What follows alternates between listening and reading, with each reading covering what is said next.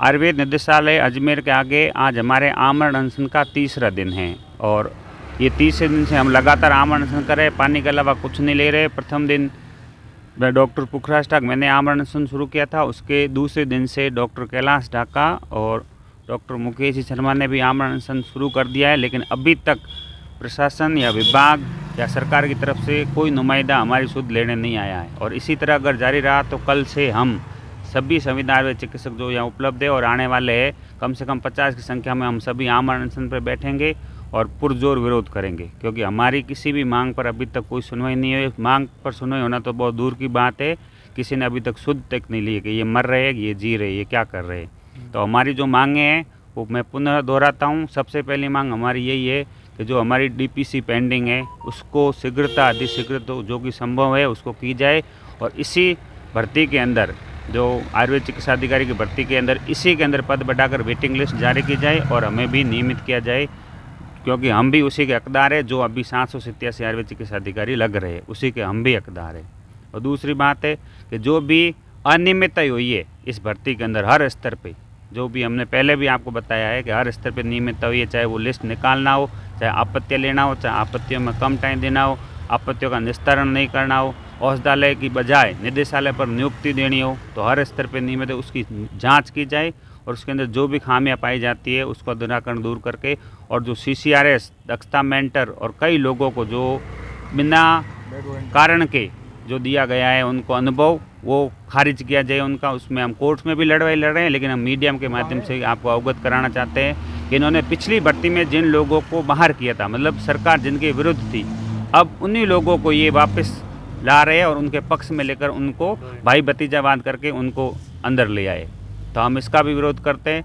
सिर्फ जो हम NHA में 10 साल से संविदा पे काम कर रहे हैं अल्प वेतन के अंदर, उनकी कोई सुनवाई नहीं हो रही और ऐसे लोग जो 50-50, 60 हज़ार शोधार्थी है, मतलब आज की डेट में वो आयुर्वेद चिकित्सक भी नहीं है और आज की डेट में वो मतलब सर्विस में भी नहीं है, उन लोगों को उन्होंने अनुभव देकर और इस भर्ती के अंदर शामिल करा दिया और हमें बाहर कर दिया। और कुछ लोग ऐसे जो एक बार भर्ती में आए और 4 दिन के अंदर रोस्टर चेंज करके रातों रात उन लोगों को बाहर कर दिया।